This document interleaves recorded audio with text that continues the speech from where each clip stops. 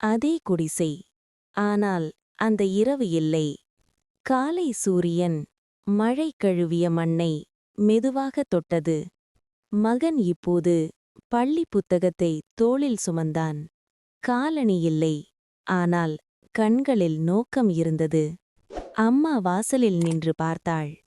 அவன் போகும் ஒவ்வொரு அடியும் அப்பா நடந்த பாதையைப் போலவே இருந்தது. சாப்பிட்டுட்டு போடா என்று அவள் சொன்னாள். அவன் சிரித்தான்.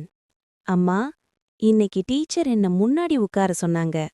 அம்மாவின் கண்கள் ஈரமானது. இந்த முறை வலி இல்லை, பெருமை. வழியில் நண்பர்கள் சிரித்தார்கள். ஏன் இவ்வளோ கஷ்டப்படுற என்று கேட்டார்கள். அவன் பதில் சொல்லவில்லை.